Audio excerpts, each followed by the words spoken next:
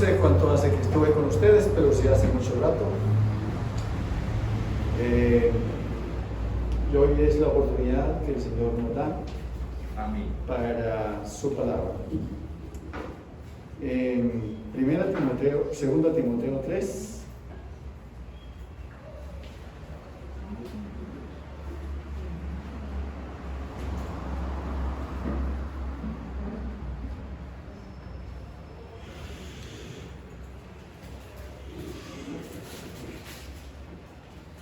Como para pensar en cosas que debemos saber.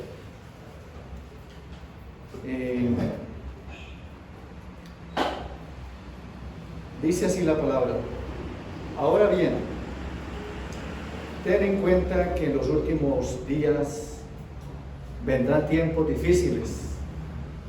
La Reina Valera dice tiempos peligrosos. La gente estará llena de egoísmo y avaricia. Serán jactanciosos, arrogantes, blasfemos, desobedientes a los padres, ingratos, impíos, insensibles, implacables, calumniadores, libertinos, despiadados, enemigos de todo lo bueno, traicioneros, impetuosos, vanidosos y más amigos del placer que de Dios. La lista es larga, ¿no? Aparentarán ser piadosos, pero su conducta desmentirá el poder de la piedad. Con esa gente ni te metas. Así son los que van de casa en casa cautivando a mujeres débiles, cargadas de pecados, que se dejan llevar de toda clase de pasiones. Ellas siempre están aprendiendo, pero nunca logran conocer la verdad. Del mismo modo que Janes y Jambres se opusieron a Moisés, también esa gente se opone a la verdad. Son personas de mente depravada, reprobadas en la fe, pero no llegarán muy lejos, porque todo el mundo se dará cuenta de su insensatez, como pasó con aquellos dos. Tú, en cambio, has seguido paso a paso mis enseñanzas, mi manera de vivir, mi propósito, mi fe, mi paciencia, mi amor, mi constancia, mis persecuciones y mis sufrimientos. Estás enterado de lo que sufrí en Antioquía, Iconio y Listra, y de las persecuciones que soporté, y de todas ellas me libró el Señor. Asimismo serán perseguidos todos los que quieran llevar una vida piadosa en Cristo Jesús, mientras que esos malvados embaucadores irán de mal en peor, engañando y siendo engañados. Pero tú permanece firme en lo que has aprendido y de lo cual estás convencido, pues sabes de quiénes lo aprendiste. Desde tu niñez conoces las sagradas escrituras, que pueden darte la sabiduría necesaria para la salvación mediante la fe en Cristo Jesús. Toda la escritura es inspirada por Dios y útil para enseñar, para reprender, para corregir y para instruir en la justicia, a fin de que el siervo de Dios esté enteramente capacitado para toda buena obra. Hasta ahí.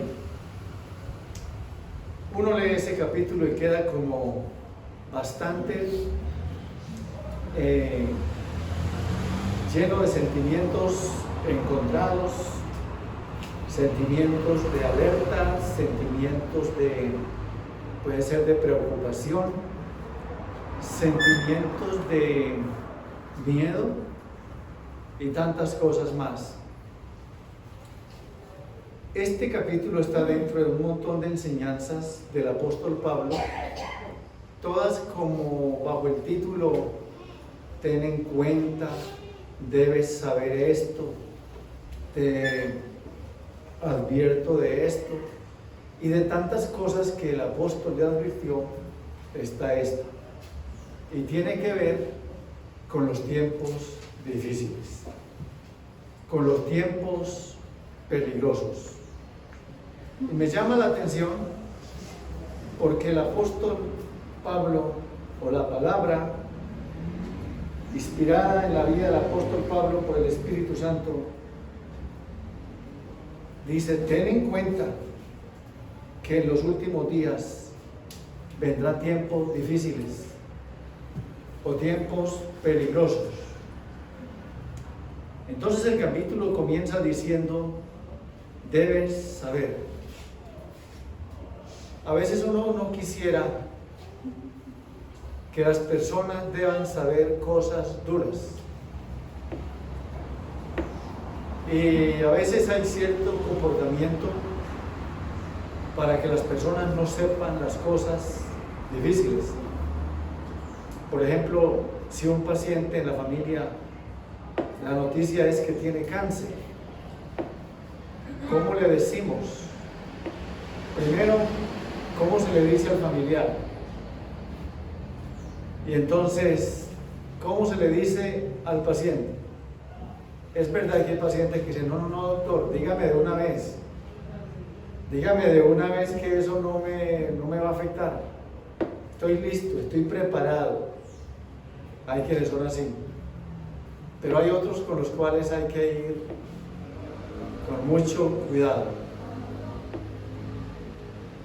Cuando uno conoce a las personas, uno sabe si hay que ir con mucho cuidado. Demasiado. Hace como 15 días mañana, bueno, yo en la noche, un domingo, yo la última vez que de pronto miro el celular es por ahí tipo 9:30, 10 de la noche máximo. Y no quiere decir que yo vea todo, me refiero a los mensajes. Y yo puedo ver en la pantalla lo que entró sin necesidad de activarlo. Entonces yo me resisto a la tentación, a la curiosidad de ver. Y cosas que yo debiera ver, la curiosidad me vencería y yo tendría que ver. Pero no, yo no lo veo. Yo me voy a la cama porque quiero llevar mi mente libre de cosas. De hecho, tengo mucho cuidado en lo que veo en la televisión. Si soy sensible a imágenes pesadas, yo no las veo. Por ejemplo, yo pienso que los noticieros han estado cargados de imágenes muy pesadas. Entonces ya yo no veo noticieros.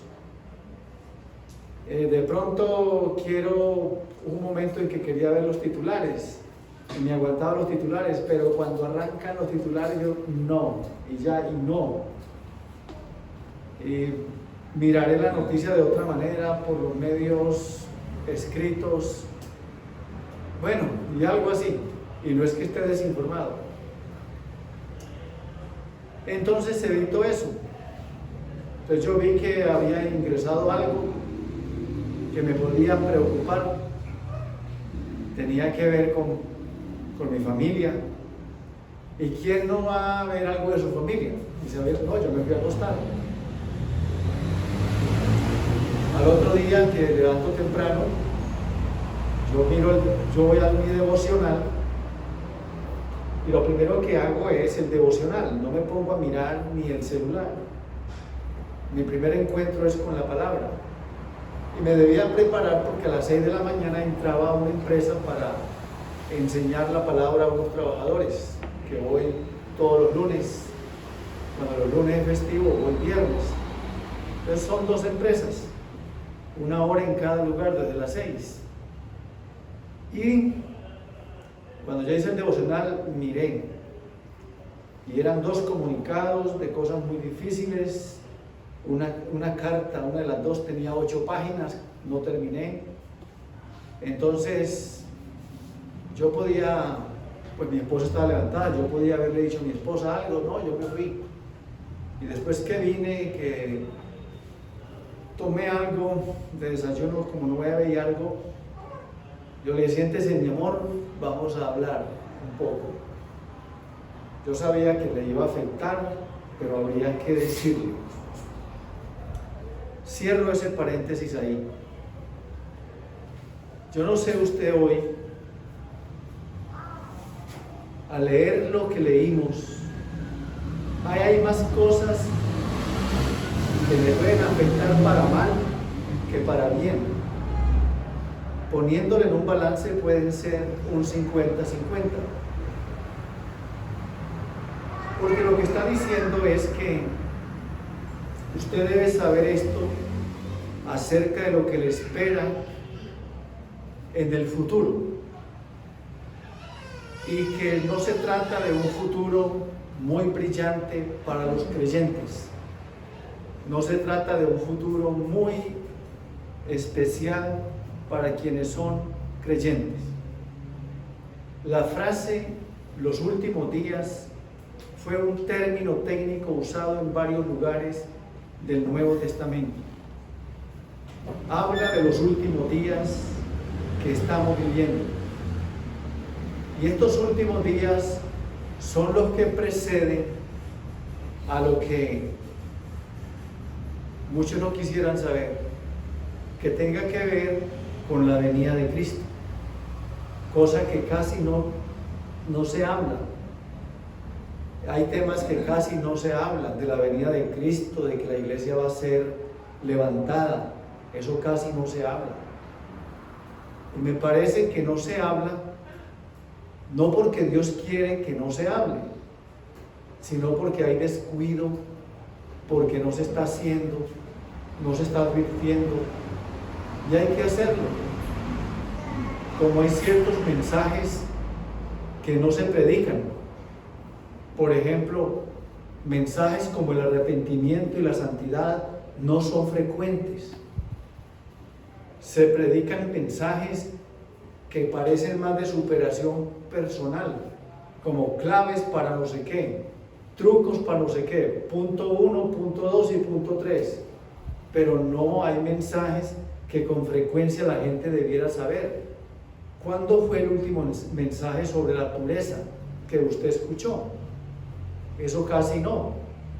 Hay mensajes que yo nunca he escuchado predicar, y cuando yo lo hago, yo sé que me estoy metiendo en problemas. Por ejemplo, yo no he escuchado un mensaje de la glotonería, yo no he escuchado un mensaje de esos, y yo tengo como cierta explicación. No sé, no es totalmente válida, pero sí en buena parte. Es que gran parte de los predicadores son gordotes, son obesos. ¿Ustedes cómo van a predicar sobre la glotonería? Y nosotros, como dicen por ahí en chiste, los evangélicos no bebemos, no fumamos, pero comemos. Y enseguida le echamos la culpa a la pandemia y cosas así parecidas. Entonces, yo no he escuchado nada de mensajes así. Y entonces este mensaje de 2 Timoteo 3, observamos que lo que sucederá en los últimos días son cosas muy difíciles, muy complejas. Y en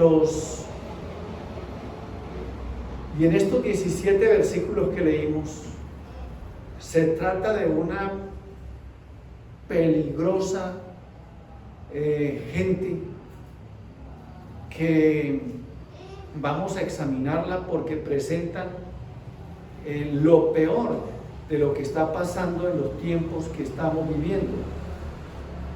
Creemos que nos estamos dirigiendo de verdad, o que estamos viviendo en unos días muy difíciles. No se necesita ser muy entendido para comprender que los días que estamos son complicados. Cualquiera se puede preocupar y decir: hombre, ¿qué mundo le vamos a dejar a nuestros hijos? Cuando yo veo los nietos, 5 o 6 añitos,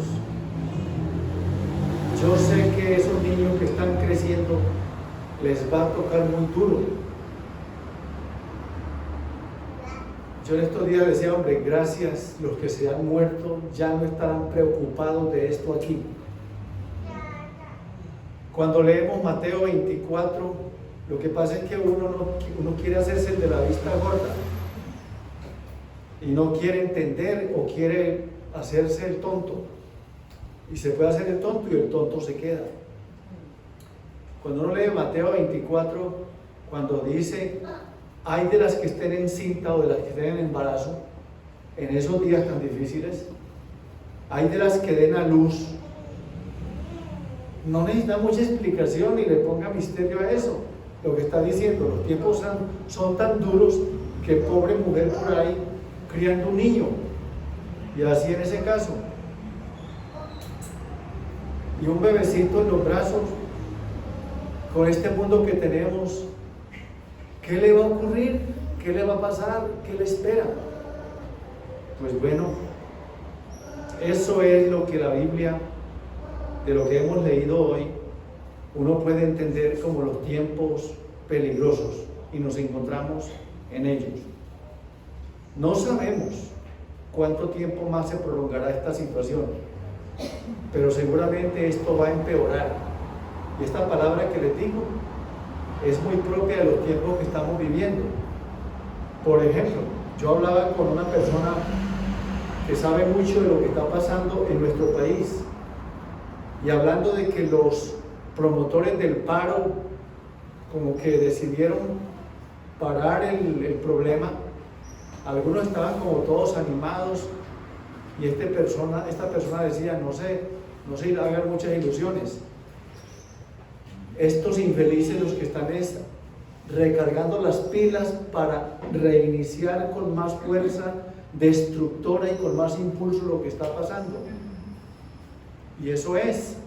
Entonces, cuando usted vea que la cosa se calme, no se meta la idea a la cabeza de que estas cosas van con tendencia a mejorar definitivamente. No, esto se calma como para tener un respiro y arrancar con más ímpetu, como para arrancar con más violencia.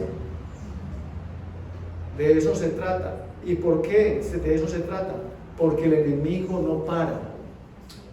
El enemigo es destructor las 24 horas del día. Entonces, el enemigo no para. Si observamos la lista, dice que habrá hombres amadores de sí mismo. Es decir, gente llena de egoísmo. Se aman mucho a sí mismo. A eso se refiere una persona llena de egoísmo. Habrán hombres avaros.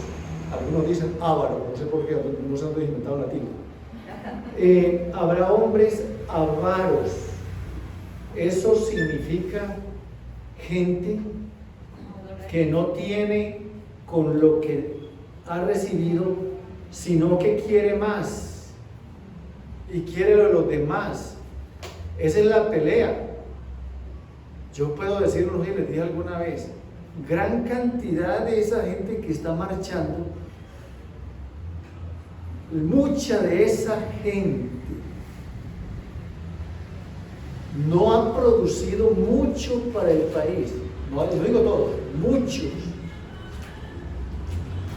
Pero quieren todo lo que ellos creen que tienen derecho a todo. Avaros, codiciosos. Es como el hijo que siempre quiere más y no está contento con lo que los padres le dan. Luego entonces está hablando de esa gente. Entonces, si así están los que se aman a sí mismos, eso es lo que caracteriza a nuestra cultura contemporánea. Los que se dedican a la política son muy sensibles a la imagen de eso. Nos hacen creer que todos los que llegan al Congreso aman este país. No, ellos aman los 33 millones de pesos que se ganan mensual, librecitos de todo. Eso no es que quieren este país. Aparte de eso, todo lo que roban. Mire, el pretexto para salir a marchar fue la reforma tributaria. Ese fue un cuento que se inventaron. Esa apenas fue la gota que llenó la taza. No es que van a decir que esto se puso mal con este gobierno, esto venía mal hacía muchos años. Lo que pasa es que esta situación le explotó a este presidente que tenemos. Es lo que hay que mirar. Entonces resulta que la reforma tributaria fue una excusa, como en Chile. La asonada que hubo allá fue el aumento de los pasajes del metro, eso es cuento. Tenemos que entender eso. Es el producto de gente que se ama a sí mismo, gente llena de avaricia. Cuando uno entiende eso, uno lo puede comprender. Que en estos días, cuando dijeron todo lo que fueron las pérdidas, el sector avícola perdieron millones de aves. Para mencionar solamente eso, cuando dijeron el balance de todas las pérdidas sin contar los muertos y los heridos, eso equivalía a casi 2 reformas tributarias ya. Entonces no era la reforma tributaria. Es un asunto que venía mal hace mucho rato. Entonces el apóstol Pablo nos dice eso. Y cuando se refiere a los hombres avaros, a las personas de la codicia, es decir, amor al dinero, uno encuentra que esos congresistas sin escrúpulo dicen cuánto les vale el reloj Rolex o el no sé qué, más de 300 millones, como uno de ellos, no voy a mencionar nombres para que no se pongan mal. Luego, alguien que se enriqueció haciendo novelas de traquetos y ahora dice cuánto vale la mansión que tiene en Miami y cuánto vale el yate y todo eso. Eso tiene que ver con eso, la codicia, el amor al dinero. No es el dinero. Pablo dijo que no era el dinero, sino el amor al dinero. Entonces, esta forma es muy compleja, muy difícil. La lista sigue con los vanidosos y la palabra contiene la idea de arrogancia, de alguien falto de humildad. A veces estos detalles del carácter de una persona pueden verse en sus gestos, puede verse en su forma de mirar a los demás y hasta en su forma de caminar. La lista avanza con el cuarto grupo, que son los soberbios. Se refiere a las personas altaneras, altivas. El quinto grupo tiene que ver con los blasfemos. Se refiere a los detractores, es decir, son aquellas personas que les gusta andar hurgando la vida de los demás y difundiendo comentarios negativos de otras personas, incluso de Dios, hablar de Dios lo que no es. A eso se les llama blasfemos. También está el grupo de los desobedientes a los padres. Miren, esa cantidad de marchantes, esa cantidad de pelados en la calle como una máquina destructora, yo no pienso en los peladitos nomás, porque son muchachitos, la mayoría de ellos. Yo pienso en los padres que tuvieron los muchachos. Nosotros somos de esa generación que nos sobró palo, nos sobró correa. Y a la que tenemos hoy, todo lo contrario. Y a la que está creciendo, ni lo vaya a mirar mal porque lo denuncian. Ya se aprobó la ley en el Congreso. Entonces, ¿para dónde vamos? ¿Saben? Un paréntesis. Este es el manual del cristiano. Hay que leerla para poder entender lo que está pasando en este mundo. Este es el manual del peregrino. Hay mucha gente que no está leyendo la Biblia, entonces está a expensas de lo que le digan los demás. No, hay que leer la palabra. Esta actitud de desobediente a los padres, entonces le dije que es una conducta evidente de la pura actualidad. Se observa una creciente rebelión contra los padres. Pero en estas marchas se ve raro cuando un papá o una mamá se fue y agarró de la multitud a su hijo, se lo llevó a la casa. Un que otro caso se ve por ahí, y le pegó por ahí su pelo. Yo no sé qué pasó después. Luego entonces muchísimos jóvenes están dispuestos a dejarse influenciar por otras personas que por sus propios padres. Por ejemplo, a marchar contra la reforma. ¿Ustedes creen que toda esa gente que marcha leyó la reforma tributaria? ¿Sí leyó eso? No, se creyó en el cuento que les mencionó cualquiera de estos políticos que son oportunistas y que están aprovechando la situación. Eso es. Muchos de ellos no han leído eso. Incluso muchos cristianos no han leído. Eso hay que leerlo. Entonces está el otro grupo, el séptimo grupo, los ingratos. Todos hemos sido objeto alguna vez de actitudes de ingratitud y de olvido, y con respecto a Dios aceptan cualquier cosa de Él sin siquiera darle gracias. Hay gente que no da gracias simplemente porque cree que lo que recibió se lo merece. Ese es el asunto. Y así, se lo merece. Y el octavo grupo son los impíos. Tiene que ver con las personas que en realidad están en contra de Dios y en sus conversaciones demuestran una falta de respeto total a los asuntos sagrados. De hecho, la palabra impiedad es mal usada entre nosotros.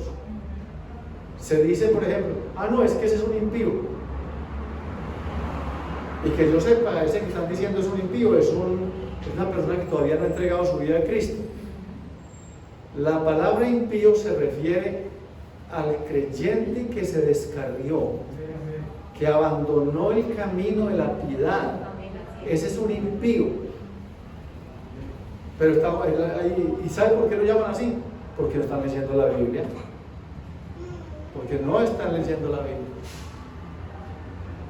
Y están usando el lenguaje que muchas veces ni entienden ni la gente entiende. Yo, por ejemplo, yo pongo mucho cuidado en lo que hacemos acá cuando enseñamos o cuando hacemos reuniones. Decimos, y siempre que leemos la palabra de Dios lo hacemos con mayor reverencia poniéndonos de pie. No se dice de pie, sino sobre los pies. Uno no se pone sobre los pies. Ni tampoco cerramos nuestros ojos para mayor reverencia. Hermano Alpidio dijo, para concentrarnos un poco más. Cosa que el que es invidente o ciego no tiene ningún problema. Tiene los ojos cerrados, vive todo el tiempo concentrado.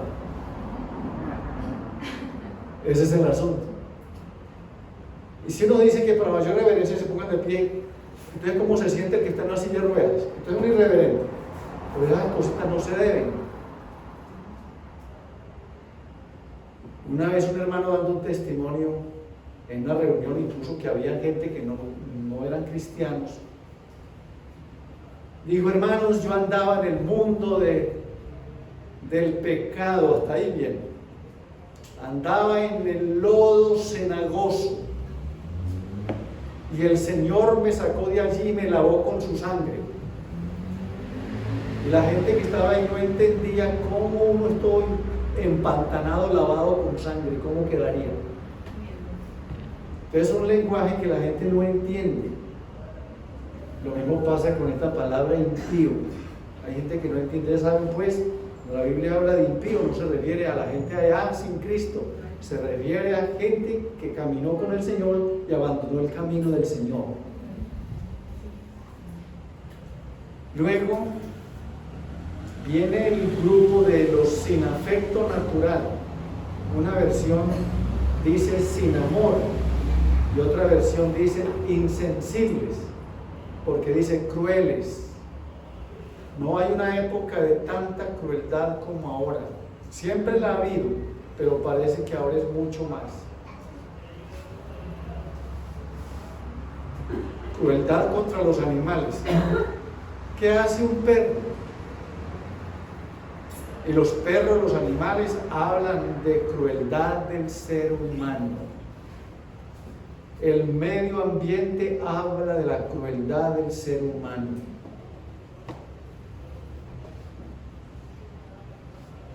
Uno puede decir de la crueldad que tuvo Hitler con los millones de judíos y tantas cosas más. Uno puede hablar de la crueldad de los países que son cerrados al Evangelio, o países totalitarios donde no se puede decir nada y tienen gente en cadena perpetua. Pero la crueldad sigue en aumento.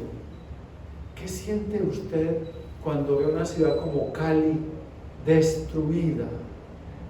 Bogotá, las estaciones de Transmilenio, todo, máquinas de destrucción. ¡Qué dolor! ¿Sabe quiénes hacen eso? Los crueles. Los crueles. Claro que hay muchas formas. Todos estos que han robado el país sin causar la ruptura de un vidrio, también eso es crueldad.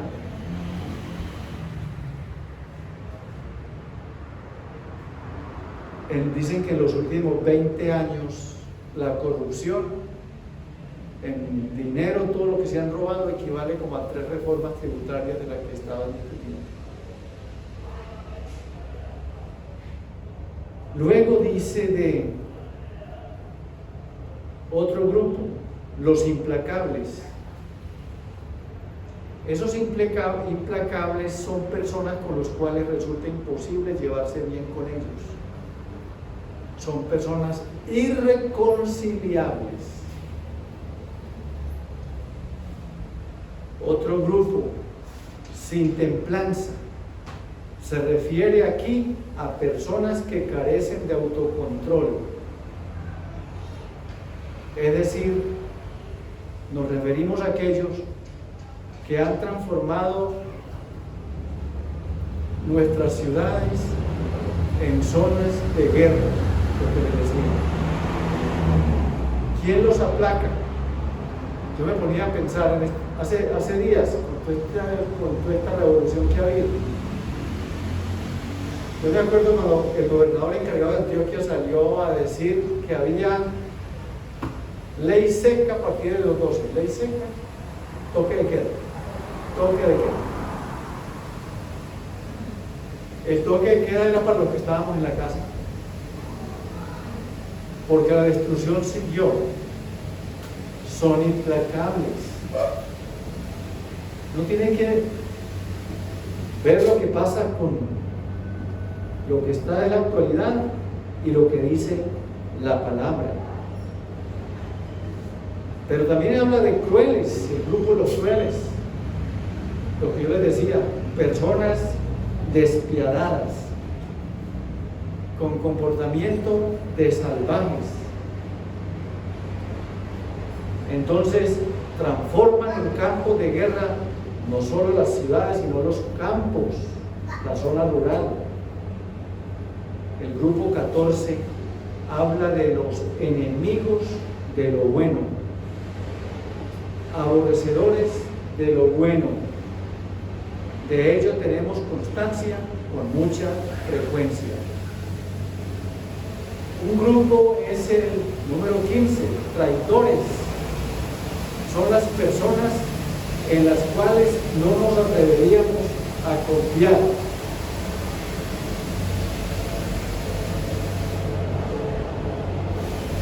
Hermanos, confiar hoy se ha vuelto un asunto muy difícil. La traición nos permite darnos cuenta que ya los hijos no confían en los padres, Los padres no confían en sus hijos y en la pareja tampoco entre sí. Hay un pasaje en la Biblia que habla en cosas que uno se sorprendería. Y dice: no confíes en tu hermano, y de la que duerme a tu lado, cuídate. Imagínese hasta dónde había llegado eso.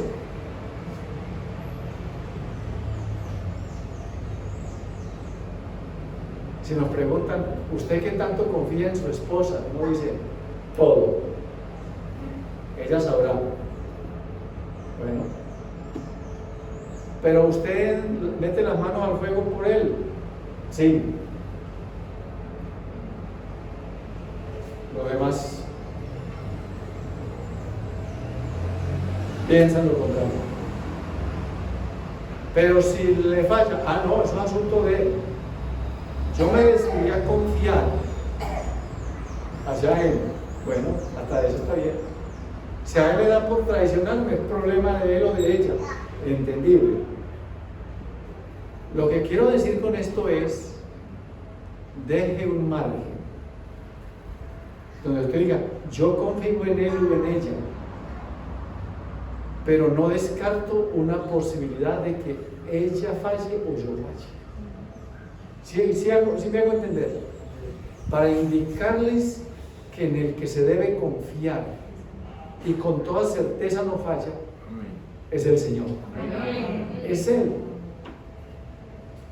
¿Y por qué debemos de dejar un margen de que hay posibilidad de fallar? Porque ella, porque él son personas, son humanos. ¿Sí me hago entender? Ese cuento de que cuando la iglesia tradicional enseñó que el Papa es infalible, se quedaron pensativos cuando desde Juan Pablo II para acá empezó a decirse, no somos infalibles, fallamos, cometemos errores. Y para muestra, qué cantidad de pedófilos, una cantidad de cosas. No, solo Dios es distinto. Por eso, cuando usted tiene eso en cuenta y que mira a Dios como el único que no falla, usted no se derrumba.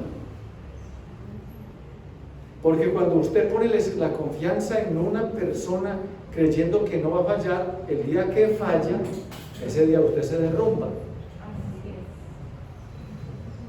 Y por eso existen las canciones cortavenas. Si aquí hay algún ecuatoriano, pregúntele a los ecuatorianos. Dicen que ellos son el único país del mundo felices de cortarse las venas por su música. Y de esa música tenemos nosotros acá. Y gente que nos dirigió en alabanza y en canciones hacia el Señor, hoy está cantando esas canciones. ¿Sabe por qué? Sumidos en el despecho, alguien les falló. ¿Para quiénes fue el negocio? Para la fábrica de licores, para la cervecería. Que tengo una tusa muy horrible que me dejó esa mujer o ese hombre, porque ahora toman y se emborrachan parejo todos, hombres y mujeres, porque están cifrando su vida en eso, no en el Señor. El grupo 16 habla de los impetuosos. Son personas peligrosas, temerarias, excesivamente imprudentes ante el peligro. También está el grupo de los engreídos. Tenemos a personas que están envanecidas, que son vanidosas, que están enceguecidas, embriagadas por su propio orgullo. De ahí el comportamiento de mirar por encima del hombro a los demás y mirar a los otros como menos.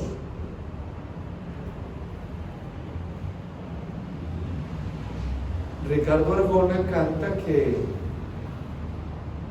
Es lo mismo, la caca es la misma de la sirvienta que del rico y todo eso, y que al final huele igual, dice él.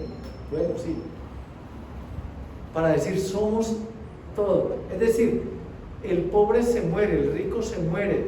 En el mismo tiempo huelen. Eso es. Pero por eso no hay que envanecernos. Igualitos todos. Yo les enseñaba alguna vez que nosotros debiéramos traer un aviso atrás o adelante que dijera: se destruye con facilidad, como cuando uno envía una caja que le pone frágil. El grupo 18 habla de los amadores de los deleites más que de Dios.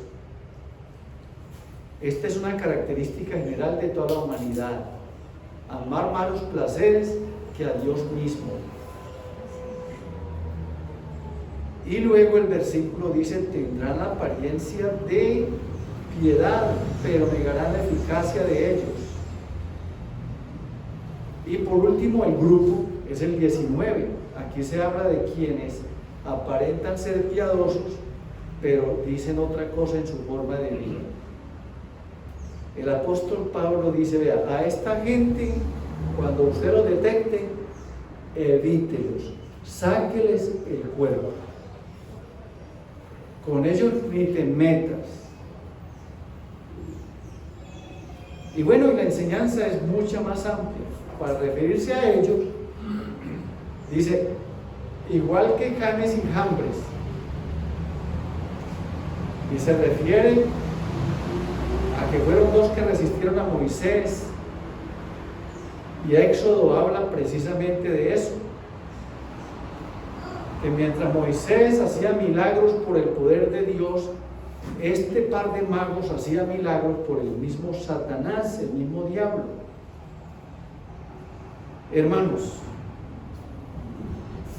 la última frase del verso 8 se refiere a hombres corruptos de entendimiento, reprobados en cuanto a la fe. Y la noticia es esta: no irán más adelante. Toda esa gente que vemos así va a acabar mal. Y el otro punto es que la autoridad de la Biblia en los últimos días es lo que cuenta. El versículo 10 nos habla de ello. Pero tú has seguido mi doctrina, conducta, propósito, fe, entereza, amor y paciencia. El apóstol nos dice en esto que es la palabra de Dios, y resalta que Timoteo aprendió desde que era niño la palabra. Muchos llegamos ya con cierta edad al Evangelio, pero gracias al Señor, quienes han llegado en una vida joven tienen la oportunidad de crecer en la palabra. Pensando en los tiempos difíciles, creemos que estamos llegando a esos tiempos cada vez más. Costará algo y tendrá un precio ser cristiano. Cada vez más difícil ser cristiano. Tenga en cuenta eso. Los versículos 11 y 12 hablan de eso, que todos los que quieran vivir en Cristo padecerán persecución. La sociedad actual se burla de la fe, se burla de la espiritualidad, se burla de la Biblia. Hoy en día hay mucha burla para las cosas de Dios. Entonces cuesta ser cristiano. Si a usted no le está costando ser cristiano, es bueno que se examine por qué. Uno nota, por ejemplo, que algunos medios de comunicación difunden las cosas que no son de la vida cristiana, del cristianismo. El versículo 13 nuevamente dice: pero los malos hombres y los engañadores irán de mal en peor, engañando y siendo engañados. Pero hay un antídoto, hay un muro. Y el versículo dice: pero tú persiste en lo que has aprendido. Verso 10 en adelante. Persiste en lo que has aprendido, sabiendo de quién has aprendido, y que desde la niñez has sabido las sagradas escrituras. Más adelante, el verso 15. Entonces, es bueno leer la palabra. Yo no sé cómo la leen, cada cuánto la leen, pero ya muchos, repito, no están leyendo la palabra. Hermanos, hoy más que nunca se debe leer la palabra de Dios, por todo lo que está pasando, por todo lo que está aconteciendo. Hoy más que nunca se debe orar. Hoy más que nunca debe confiar en Dios. Cuando habla de ingratos, todos los días, cuando termine el día, usted debe de decir: Señor, gracias. Vivir este día fue un milagro. Durmió la noche, se levantó, igual. Señor, pasó la noche, fue un milagro. Casi 600 personas diarias mueren por la pandemia. Es motivo para decir: Señor, gracias que no soy parte de esos 600. La cifra hasta anoche eran de 99.300 y algo, casi 100.000 en un año larguito. Eso es mucha mortandad.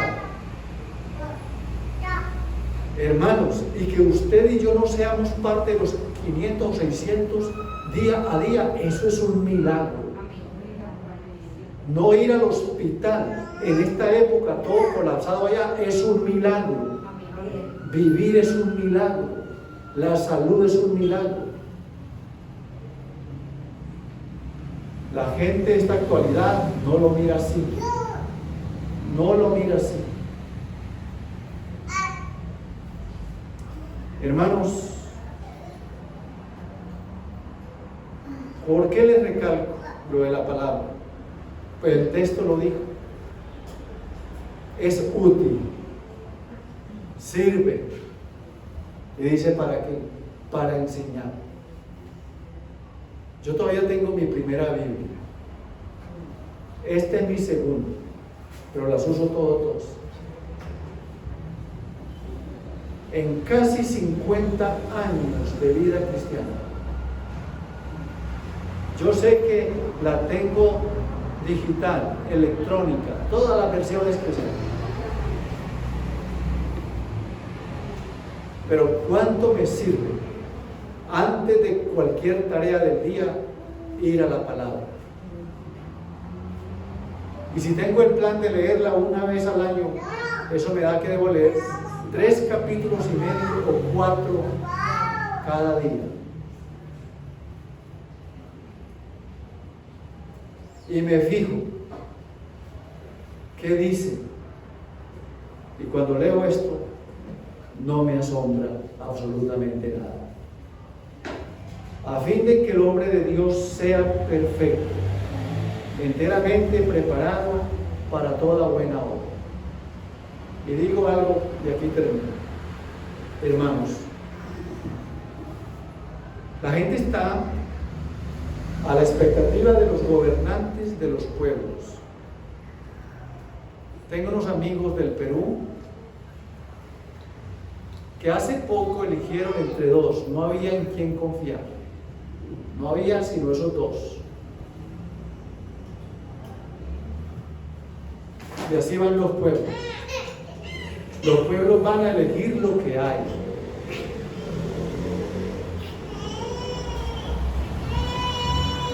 Y van a elegir lo que hay pensando que es lo mejor. Pero ese no es el caso. Lo triste es que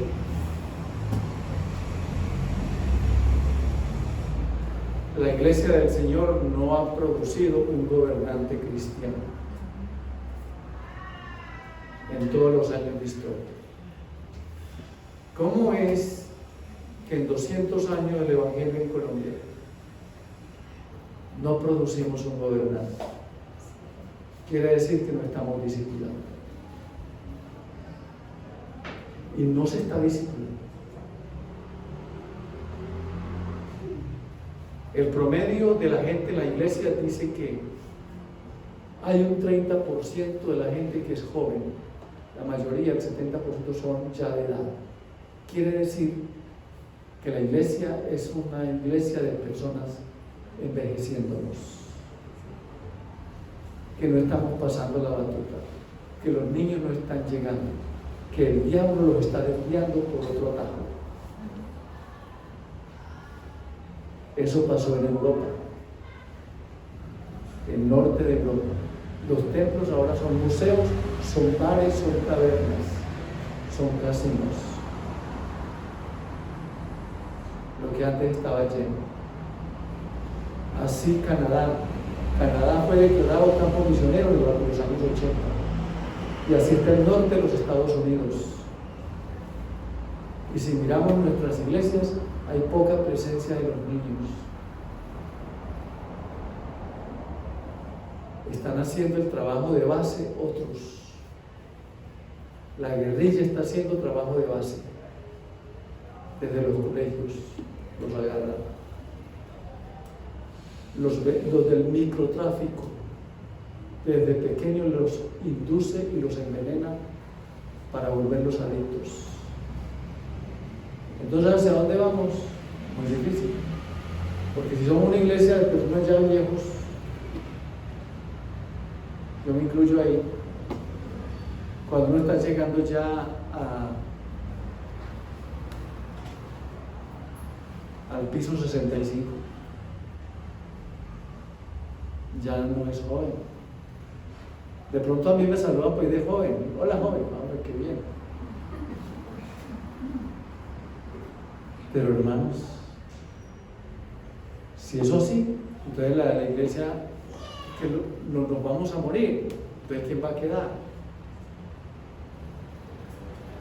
Desde la niñez hay que saber las sagradas escrituras. Y si la Biblia dice, así es, instruye al niño en su camino. Y Timoteo, de la niñez, lo supo. Tuvo dos mujeres muy importantes en su vida: la abuelita y la mamá. ¿Ven? No dice del abuelo, por algo será. No voy a especular, pero bien. Y son ellas. Uno de los nietos, el que está acá, llega a la casa y yo noto que es la abuela la que le trabaja parejo muchas cosas.